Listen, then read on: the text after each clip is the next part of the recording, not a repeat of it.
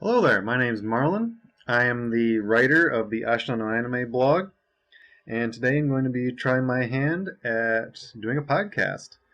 I'm joined today by an old friend of mine from college, Eric, and we're going to be talking about Accel World. So let's get to it. Here we go. Cool. I have opinions. So do I. Let's see. How many times of this series have I watched so far? Let's see.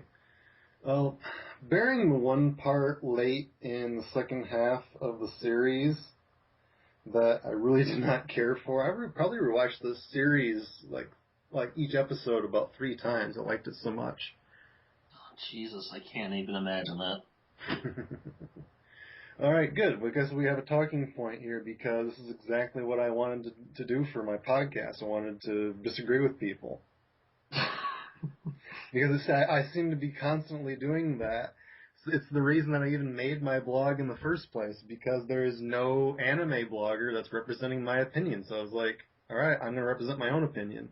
And that's why I wanted to do this podcast. I wanted to see if I could kind of expand that idea into actually like having a conversation with somebody. So I guess I'll let you go ahead because I've seen the whole series and I got everything figured out, I think. But let's see what you got to say. Um, well, you picked the perfect person to start off with because, as you well know from our time in college, our tastes in anime probably could not be more disparate. Um, Um, anyway. I disagree with that on almost all people because anime is so broad. I think you're going to eventually find some overlap with people. I mean, you like Cowboy Bebop, don't you? Oh yeah, no, I'm not going to say that we don't agree on the 1%, and Cowboy Bebop is very much the 1%. Yeah. All right. But let's be perfectly honest with Okay. ourselves. Cowboy Bebop is a thing that I could watch until infinity and be happy with. Yeah. I'm the same. Um, I'm the same way with one of my blogger buddies on Madoka. Madoka seems to be the one thing that we agree on. Anyway, I'm sorry. I keep going off on tangents. Go ahead. Go ahead. no, tangents are cool. Excel World. Accel World, yeah. So I shotgunned actually the first 5 episodes yesterday. That's the right amount. You got to the point where the series really starts to take off. I figured as much, and honestly, if I had been watching it as it started, and come into this with the idea that I would be potentially picking this up as a whole full series, I would have dropped it after the second episode. Hmm. And then forcing myself to go on through because I was honestly genuinely bored with it, I would have seriously deleted everything off my hard drive after episode 5. Hmm. Well, why is that? What don't you like about it? I mean, I was immediately attracted to. I should say I was immediately intrigued by the style of the main character, Haruyuki. I mean, normally in any kind of visual media, you want all of your characters to be good looking. You want them to be attractive so that you get people looking at it. People are interested in like, oh, that guy looks nice, or that girl looks pretty. I think I'll stick around and see what's going on. But Haruyuki is the antithesis of that. He is this downtrodden, very not good looking, plump little guy that kind of like rises up. And to have that kind of visual style immediately was just like, okay, this is doing something different. That immediately got me looking at it like, okay, what are they going to do with this? Where is this going? I say this as a fat man. I love how Haruyuki looks. It is amazing. He is distinctive. Yes. He stands out. And, Yeah. even the smallest details about him are perfect. Like, if you look at his hands, his fingers are sausages. That is perfect. I love it. It looks distinctive. Everyone else looks generic as all heck, though. Actually, how do you feel about swearing? Um, I don't know. Let's try to keep this family friendly. I Yeah, think that's probably the best way to go. that's what I'd say. I'm a family friendly guy. I just don't swear. That's just my thing. Okay, no, I can definitely work to that then. It's probably going to be good for me anyway. Right. Haruyuki looks amazing. Everyone else, though, is anime generic. Kuryuki Hime, or, Let's color Snow black. That's easier. Okay. That's literally what it translates to.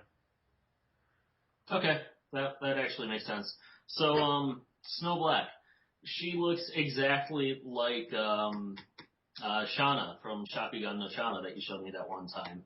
Chiuri, the family or the long-term friend, looks exactly like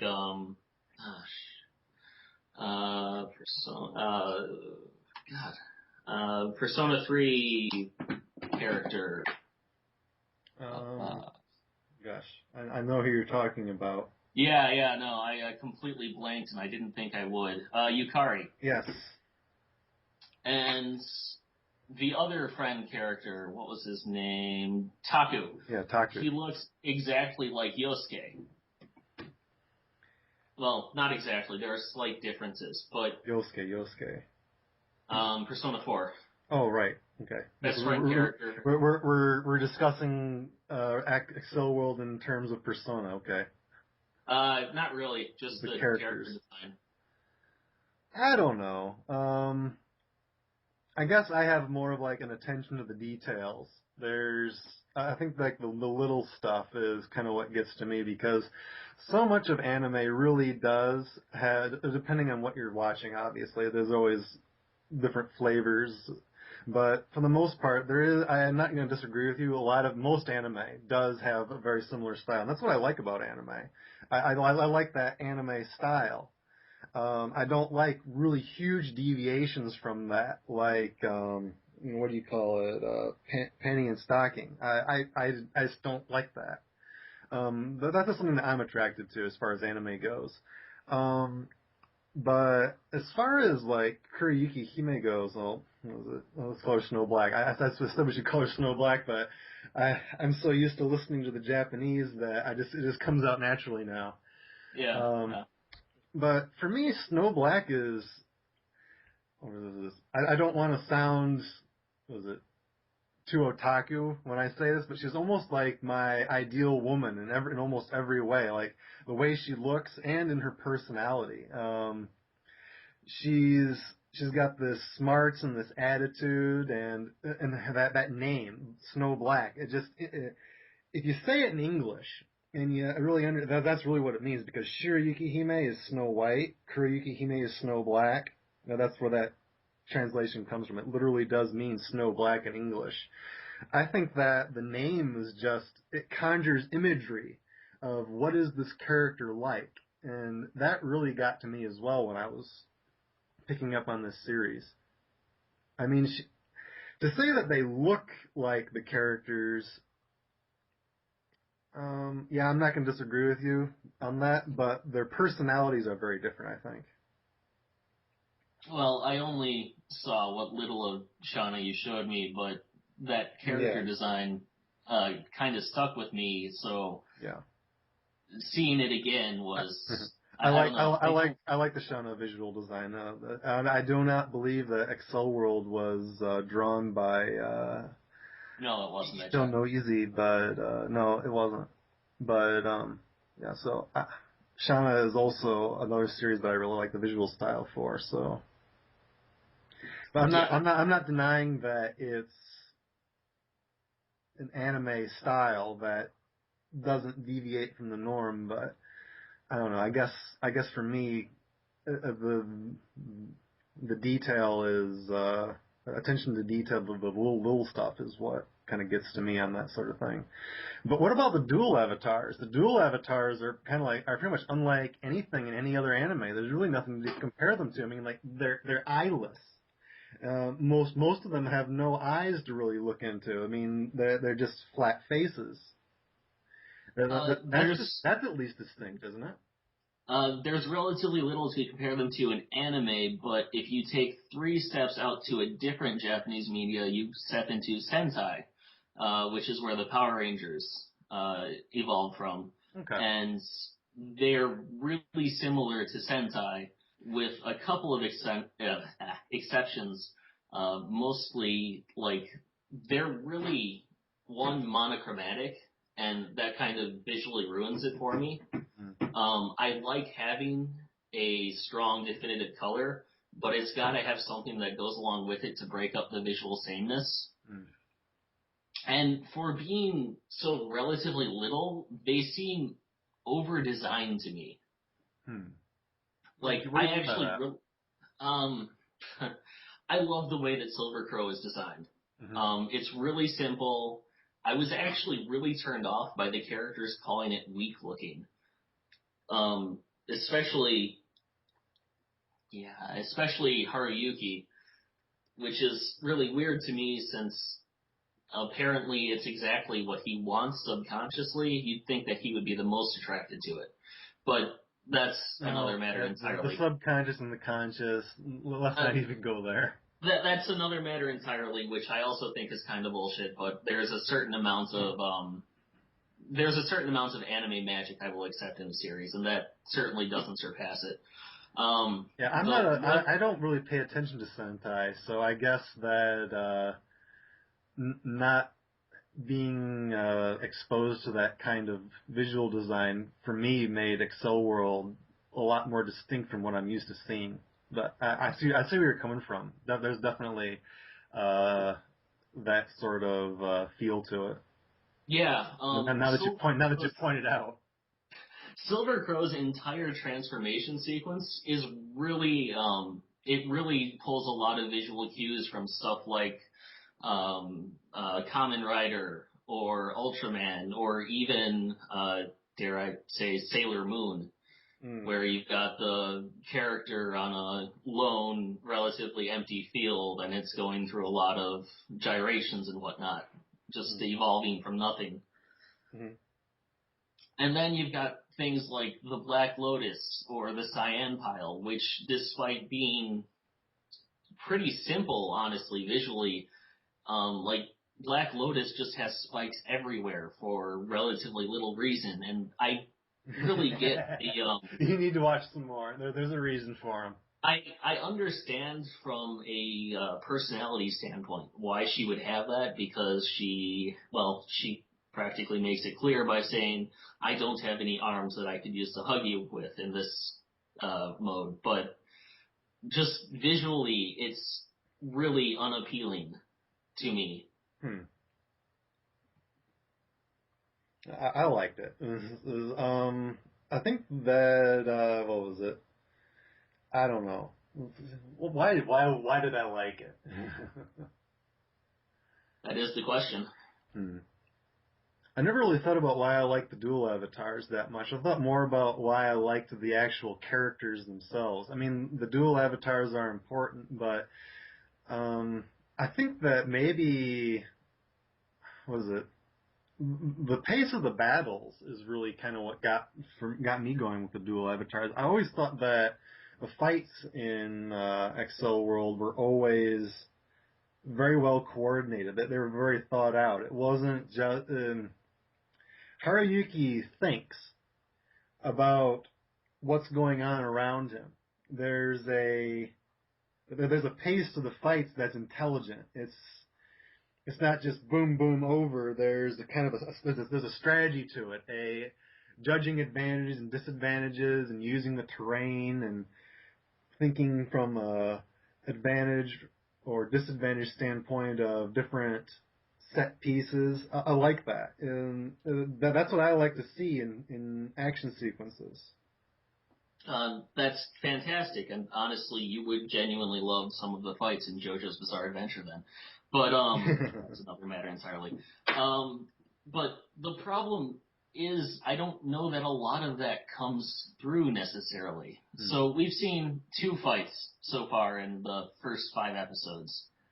There was the 2 duels against Ash Pile, and then the one Ash Roller. Yeah, it was Ash Roller.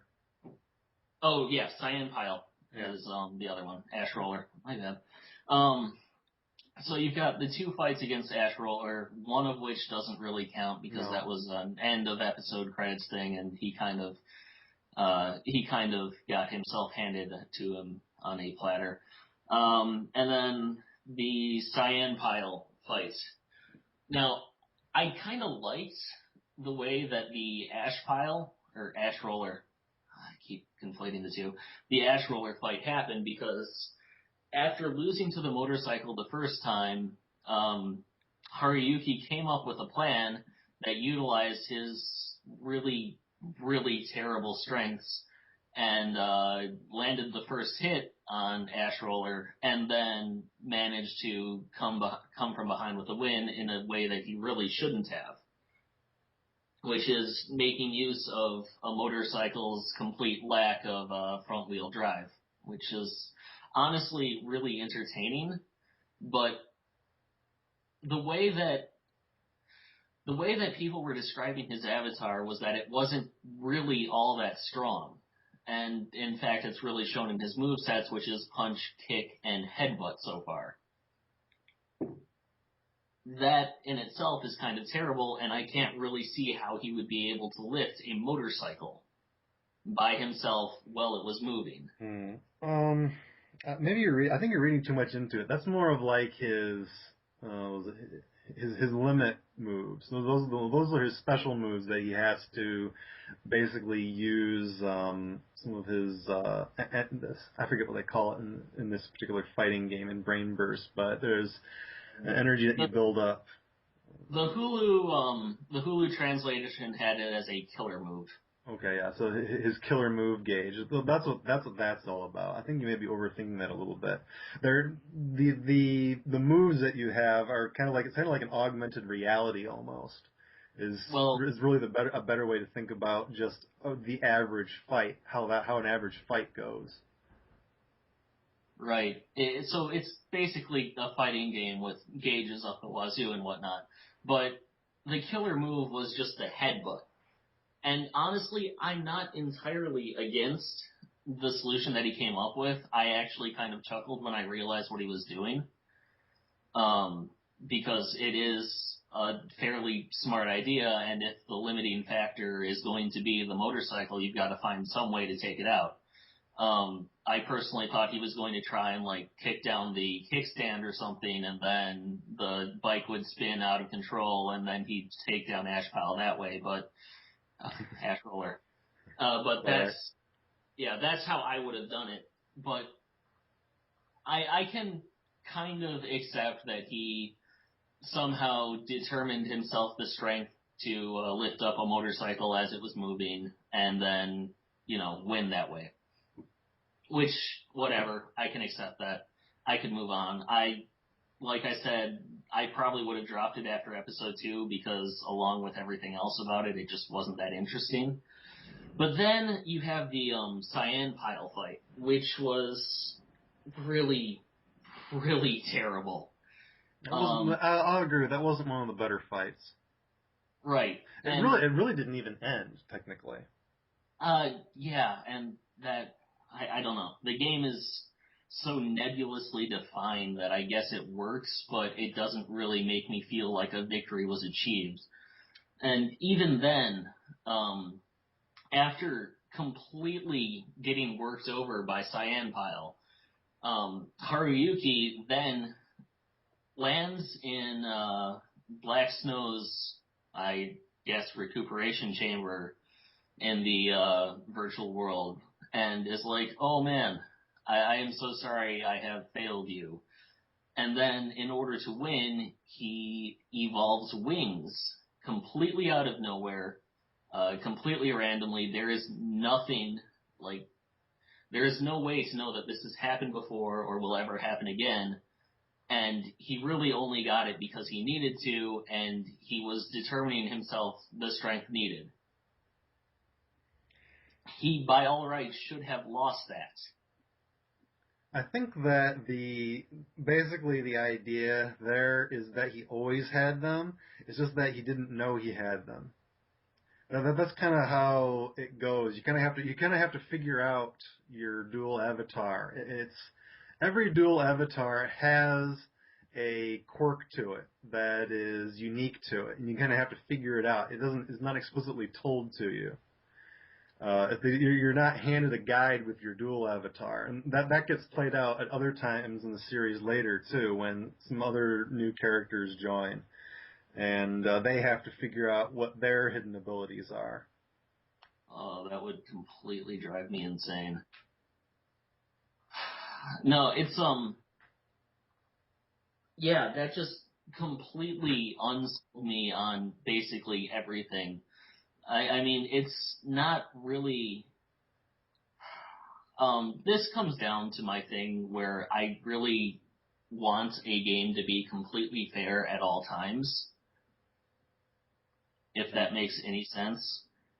Um, so the fact that a player can lose for 90% of the battle and then suddenly out of nowhere develop a thing that grants them an overwhelming ability,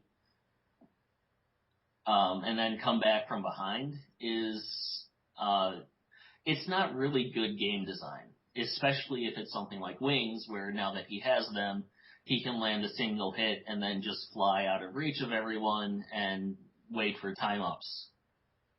I kind of see where you're coming from there. What was it? I kind of see it not so much as a game. I'm really saying that in a lot of ways you haven't gotten far enough to really understand what Brain Burst is.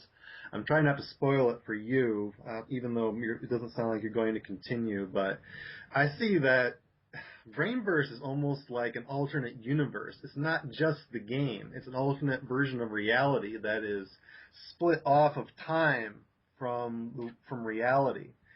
And the dual avatars, while manifestations of the subconscious, are ways for these young people to kind of find themselves.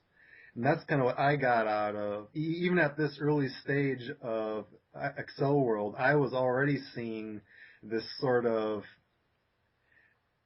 area where they're kind of realizing and these things they really never really even thought about themselves, and that just keeps on growing as the series continues.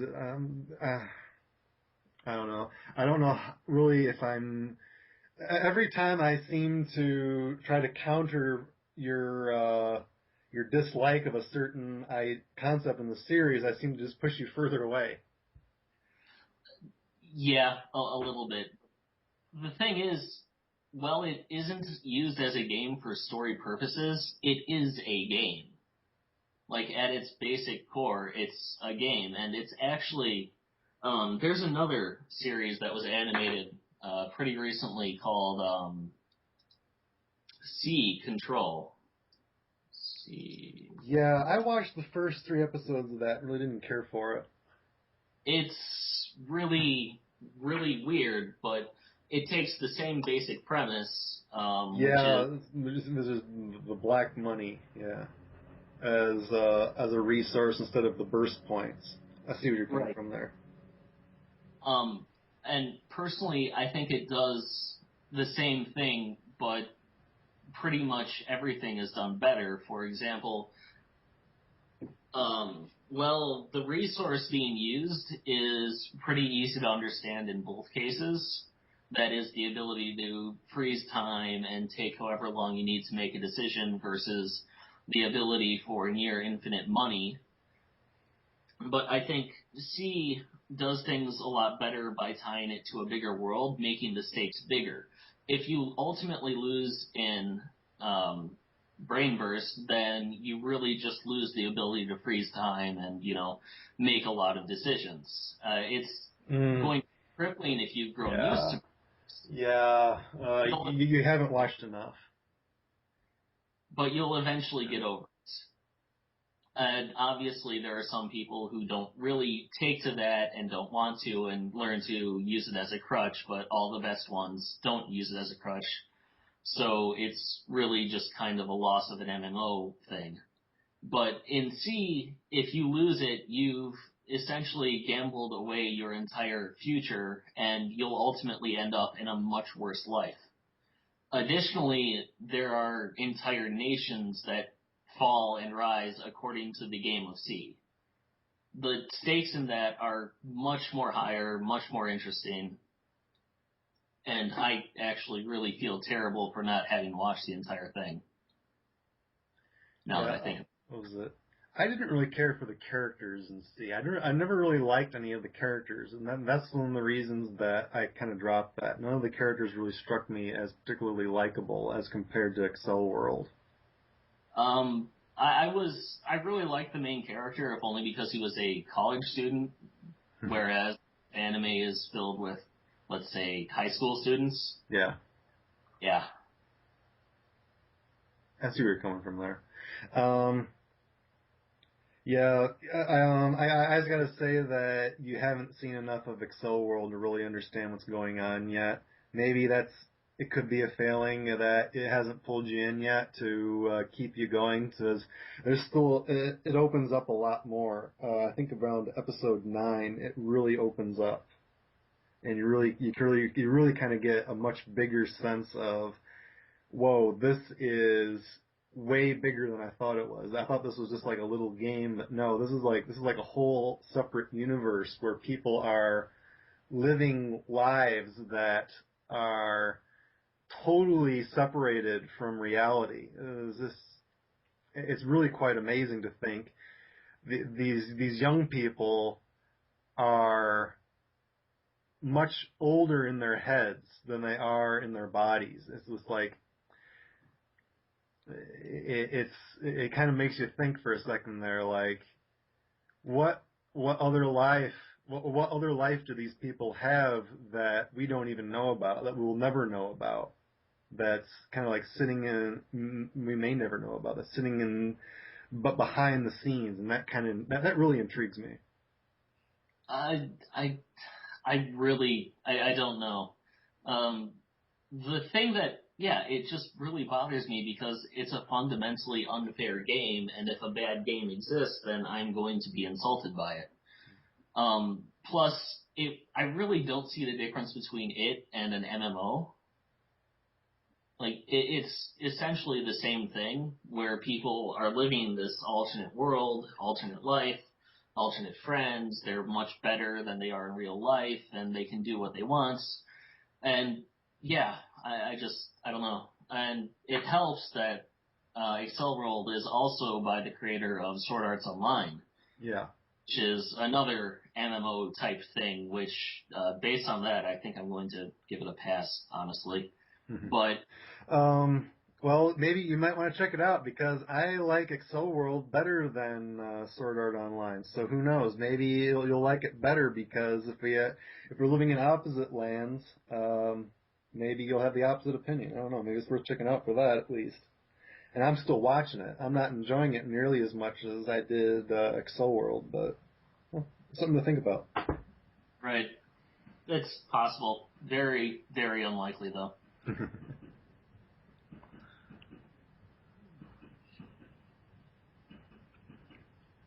Yeah, I don't know. I really like the writing of Accel World. What was it? A lot of times, we talked about Shakugan no Shana earlier. Shakugan no Shana does have its own mythos to it. It has that world of that Yuji gets drawn into because he's a torch and he can now see these supernatural goings on and the power of existence that normal people can't.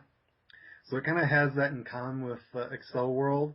But one of the things that always kind of started to bug me, especially in the second season of Shakugan no Shana, was the story deviated way too much from the concept. I wish it had just stayed in that world and just focused on that. And that's what Accel World does. Accel World doesn't go into romance. It doesn't go into like school life. It doesn't do all these little side dramas. It stays focused on the game. They keep its eye on the prize basically, and that's what always kept me coming back to Accel World, was that it was always right there. It didn't scatter itself around to too many other themes that a lot of anime sometimes do. They try to get They try to cover their bases and they spread themselves too thin. I always thought that Accel World was really focused. You want to get any final thoughts in here? I think that we can wrap this up I'm soon. glad to hear they downplayed the romance factor because that Yeah. was inexorable. It was every hackneyed anime trope that I've ever seen that was really, really painful to watch rolled into one. Are we talking about Accel World here? Yeah, yeah, Really? Hmm. yeah. So that episode 5, I'd say, is probably about the highest extent of romance that the series gets. That's fantastic because, quite frankly, I don't need to see another series where the main character has to choose between um, the childhood best friend and the tsundere love interest. No, the Accel World is not like that. I can guarantee you that it doesn't turn out like that at all. It stays very focused on the main story. Hmm. So that's one thing that it definitely has an advantage over a lot of other series that are this shonen action series. It has that romance element. It's a very minor subplot. It's always about the accelerated world and keeping that is the main focus, and it always stays there. So that's my final thought on it. Do you have anything else you want to say? Um, We can wrap this up anytime now. I think that we've got. I Probably. think we have the. I think we're probably well over the 30 minutes that I thought we were going to have to struggle to get to, but I guess we found enough talking points. Oh god, yeah, and we haven't even really touched on the individual characters that much either, so we could go for longer, but I think that that's pretty good. All right. I have more to say, but I, I don't know. I think my takeaway from this is you watch the beginning. I guess it can be considered a failing if it didn't pull you in. It pulled me in, but I think you didn't give it enough of a chance. Think about it. Maybe not. I don't know. What other series were you interested in right now that you would want to pursue instead of Accel World? Um, I mean, just Accel World's not pulling you in. What is? if For me, it's one well, of the better anime this year. But JoJo's Bizarre Adventure is pulling me in, but then that's a series that's had me since I read the first chapter yeah, oh god, I don't 5 years know. I ago. don't know if we could even talk about that. I mean, I watched the whole first episode. That was painful for me. Oh no, we could talk about it. I guess we'll save that for another time. If there's another time, hopefully there will be another time. I had fun talking about this with you. Yeah, no, I enjoyed this. Maybe not necessarily waking up at 6 o'clock for this, but I enjoyed this. Well, Um, it's if I had, it's closing in on 11 o'clock for me, so yeah. yeah, if I had to offer, if I had to offer a different suggestion for a series that's in the same vein, I would full-heartedly throw out C, as in it does way more interesting things. I think the battles were more visually entertaining.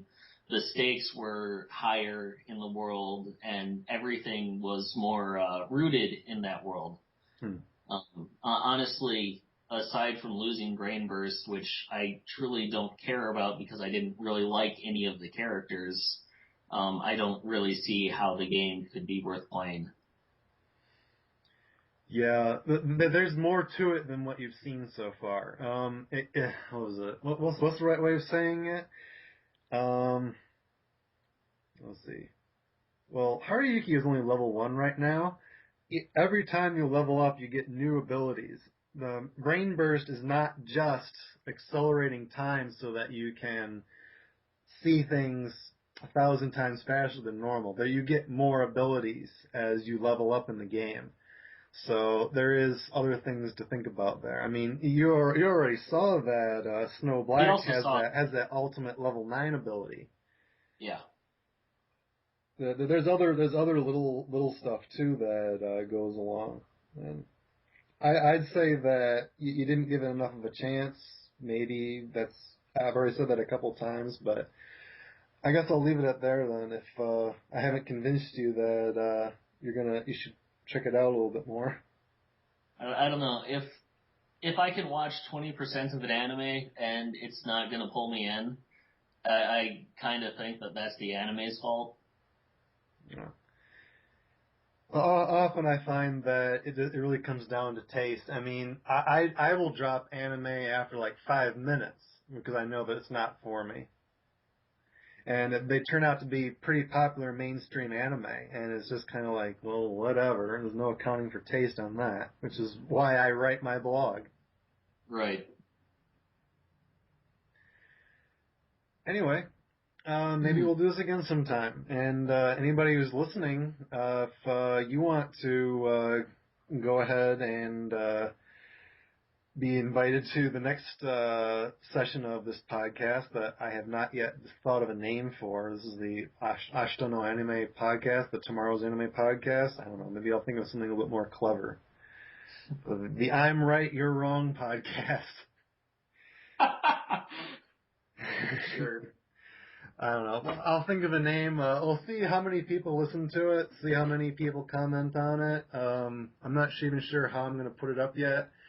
Maybe I'll put it on YouTube. Maybe I'll find some kind of podcast resource. You'll definitely be able to see it on my blog. That'll be the first place that I'll put a link. So, anyway, thanks, Eric. No problem. Anytime. All right, cool.